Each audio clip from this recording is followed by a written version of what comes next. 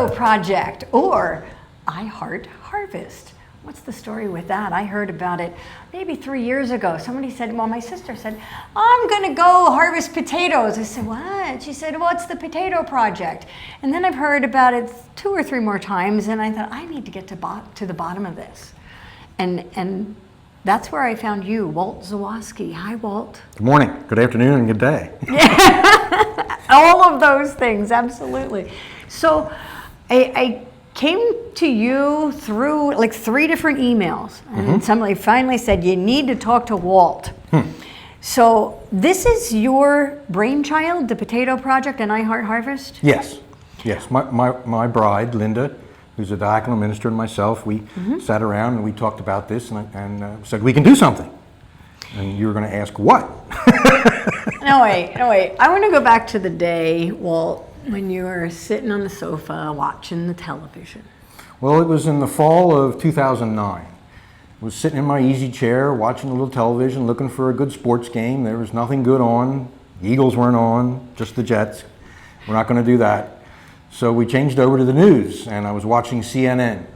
And the story came on about a young farm family in Colorado near Denver.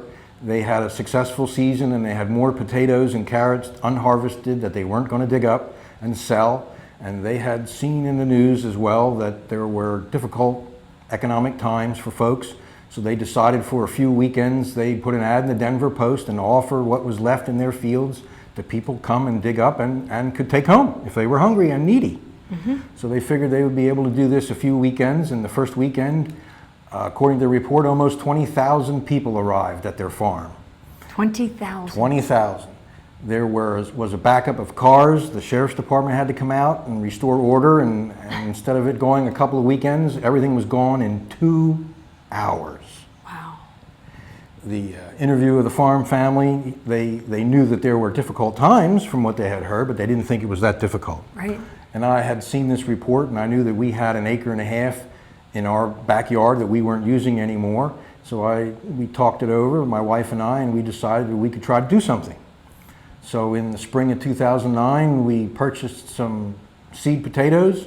We divided and cut them up by hand on the weekends, 2 weekends in a row, and all during the evening after work, we cut seed potatoes and planted them by hand, covered them with a Farmall Cub tractor that we owned, and waited for them to grow. We had no idea how we were going to harvest them, how we were going to dig them up, how we were going to distribute them, but we said if it's what we're supposed to be doing, it'll work out. So you were prompted by seeing a news story and 20,000 people coming to harvest potatoes. That's 20,000 very hungry people. That's in Denver. You figured there's hungry people here as well. Well, it had to be everywhere, but we didn't know that it was as bad as it was. Then the government... What year was this? This was in the fall of 2008. Okay. And we started the project in the spring, obviously, of 2009. Okay. And we did harvest in the fall of 2009. We started in September, and we harvested through September, October, all the way into November before the big freeze. Well, no, wait a minute. So you plant 1 1/3 acres? 1 1/3 acres we planted of potatoes. Just you and your wife? Yes, by hand. At night? In the evenings and 2 weekends in a row. Wow. Saturday, Sunday, Monday evening, Tuesday evening. And at what point did it occur to you, what are we going to do with them? Or was that your wife's pointing that out to you? She asked me, how are we going to harvest these? Yeah. And frankly, I had no idea. I said, we'll figure it out. So what did you do that fall when it was time? Well, during late summer, I went down to the local tractor supply store and looked around and bought a potato plow. Oh. Middle buster, and we adapted it to the Farmall Cub. The potato plow is a 3-point hitch for modern tractors. Okay. The Farmall Cub, 1952 tractor, had nothing to do with that. But we figured, and we made it work. It worked. So we figured that was a lot easier. We originally thought that, well, we'll tell people to bring shovels and hoes and they'll dig them up. Yeah. So did people come help you harvest even though Yes. Okay. Yes. And where did you find these people? Our congregations and churches, and we put the word out through the emails, and one pastor to another pastor to another pastor, and they brought some folks. So one pastor brought 2 confirmands, and so there were 3 that day, and another one had 30 congregation members show up to help Wow. harvest potatoes. How many did you harvest? The first year we harvested 7,700 some odd pounds. What'd you do with them? All of them went to local food pantries and the Greater Berks Food Bank for distribution to those who need help Right here in Berks County. in Berks County. What was the reception to these, you coming in with a pickup truck full of the potatoes? Well, the post story was Doug Long from Greater Berks Food Bank. I had talked to him over the phone, and he admitted some guy was going to do potatoes. We'll take what he has, but we'll probably never hear from him again, he says. So you're that some guy, right? Yes, I'm that some guy. So the second year, one of the local reverends from one of our churches came up to visit us because he had heard about the Potato Project and wanted to know what we were doing. So I told him what we were doing, and he said, well, his church has 30 acres around their church, and he wanted to know if we wanted to expand and use their ground. Wow. I said, well, we're not going to be able to do 30 acres. There just aren't enough people to help out. Yeah. But we took 5 acres of what they had, plus our acre and a third. So the second year, we did 6 1/3 acres. That was an enterprising jump. More than double. It's quite the work.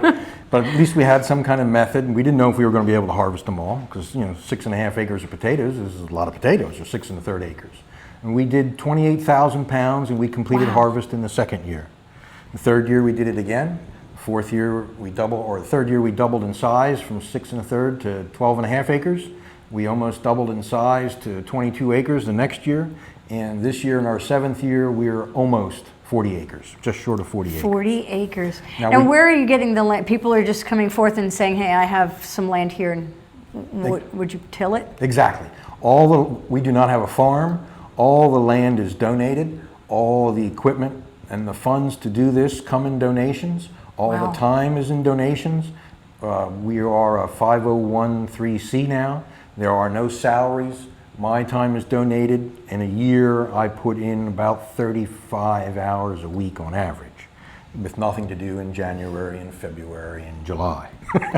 And you were motivated from a story that put it front and center in your face that there are very hungry people right here in our neighborhood. Well, that story, and obviously the words in Scripture through the Christ. I was a pew sitter. Most folks today are still pew sitters. Tell me, what is a pew sitter? They come to church on Sunday, listen to the word, we nod our head, say that's good, and we go home. They pass the plate, we put a little money in it. That's what most folks do, particularly Lutherans, and money solves everything. Get out your wallet. Mm-hmm. Money doesn't solve everything. Mm-hmm. There's never enough money. You're very special, Walt, because you had the fortitude and the courage to say, I'm going to plant potatoes without really knowing the end product or the roadmap or what you would do with them. You just did what you could, and the rest is happening. It falls into place. I had a little experience in farming when I was young. Mm-hmm. We had in our first year, there was a woman who was watching what we were doing while I was watching. And she came over and asked me, how many years you've done this? And I explained to her that this was the first year. And she said, well, you've obviously planted potatoes before because this is all organized and people are working so well. I said, yes, one year we had a 25-foot row. Wow. Wow. And we bagged directly. It was a muddy year in 2009. There were a lot of rain, so we had to wash potatoes. We've improved the process where once we had to plant with our older equipment, we had a 1909 potato planter that we purchased. Oh my goodness, really? And one row, and we planted about 1,100 pounds to the acre, and we did 12 1/2 acres. Today, and in 2 years ago, we planted 18 1/2 acres. Well, we've got a more modern 1949 two-row planter, and now we're planting about 1,800 pounds to the acre. So we've reduced the footprint from 18 1/2 acres down to about 9 1/2 to 10 acres. So we become a little more efficient that way, and we do things better as we can afford more equipment and more stewardship to help us go through and get what we need, and we try to better the process. How about old-fashioned elbow grease? Do you still have folks volunteering to come out for that harvest? We can't afford the big expensive equipment. Sure. So the equipment that we have is able to harvest the potatoes and put them on top of the ground. Okay. The volunteers come, they pick them up, they put them in buckets. We have guys come by with tractors and trailers. They pick up the buckets from the field, they bring them back, and they dump them into watermelon-sized bins that are on pallets. And then we pick up those pallets and store them in the barn for Monday morning. The Greater Berks Food Bank sends trucks, and we help load those on the tailgates of the trucks, and the food bank takes them back, and they redistribute and cut them down into 5-pound bags. Some of the bins and pallets will go to larger places as whole, and they redistribute to Western Montgomery, Berks County, and Schuylkill counties for people who are in need of extra food. Are you surprised as this grows that it seems, I'm hearing, because you're expanding exponentially, there's not a glut of potatoes. There are that many more hungry people. Well, when we started, the government numbers were that 1 in 8 persons in your community were food stressed. Food was missing from their table. Right. They did not have enough to eat. So they either skipped a meal or did not eat a meal for someone in their family, youngster, but this includes old folks, young folks, children, mothers, fathers, veterans. So you're not talking you're only feeding the homeless people. There are people who are working, making a living, and still don't have enough to eat. Don't have enough. Our economy has changed. Politics and downsizing is not what it really seems to be. But you know what's so cool? Never mind the politics and downsizing. You went, I could do something about this. So I'm sensing there's still a need. And as you're listening to this and hearing about the Potato Project and IHartHarvest and knowing it's growing, and knowing that there's probably neighbors maybe right down the street that are pretty hungry, what can we do to help? Well, a lot of folks, you can continue to volunteer. We need more stewardship and monetary donations so we can expand. Where once we did just potatoes, now we're also have added carrots. Oh, cool. And we're adding sweet corn this year. We're trying to raise $50,000 so we can double crop and add string beans. And then we want to try after that to try to go get a sweet corn harvester. So with stewardship that we are offered and acres that we are offered, we turn down some acres because we don't have enough stewardship to plant.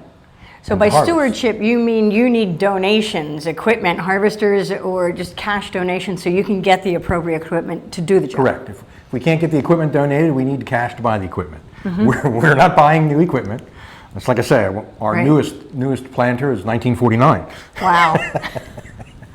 Wow. We had a new tractor purchased and donated to us. One of the congregation members, Dave Owen, went out and saw what we were doing, and he wanted to help, so he donated a larger tractor for us, and that's been the mainstay of what we've been doing. We've purchased a second tractor, and this year we've purchased a larger third tractor to handle more acres. Where are the different acre? I was going to say farms, and even it's not farms. The donated land. Where? It can be as small as we've had as small as 0.2 acres. Oh my goodness. And as large as 8 acres. And throughout Berks County? Generally in circles around from Kutztown. We have Ole, Okay. we have Virginville, we have Shoemakersville, Kutztown, there's quite a few places. And you have more acreage waiting to be tilled if you get the stewardship and the volunteers, is that correct? Yes, yes, yes. How can We we turned help? down about 12 acres this year because I did not believe, I mean, we have not met our operational budget yet this year. Okay. And so we didn't take on more additional acres than was available. We had 12 to 16 acres that was still available to us that we couldn't fulfill the need. The food need is there. The food bank, Doug Long says, keep it coming. No doubt, and I've known Berks County to have big hearts and deep pockets when you hear a story like this one. So if somebody's listening and can donate, offer stewardship so that you can till those extra 12 to 16 acres, how might we contact you? Well, you can find us on the internet if you have access. Just simply Google IHartHarvest. That's I-H-A-R-T Harvest. That's one word. If you Google that, the first page will be full of everything we do. We have a website, we have Facebook for updates, we're on LinkedIn. If you can't find us, they can contact you. They can, you can. You can contact us here at the People Chronicles and maybe take news about the project to your respective congregations, and collectively we can grow this even more. I can't thank you enough for sitting on the sofa that day watching that story and saying, I can do something, because you've motivated so many others, and I know you're making a huge difference here in Berks County. Thank you, Walt. You're welcome. Appreciate that.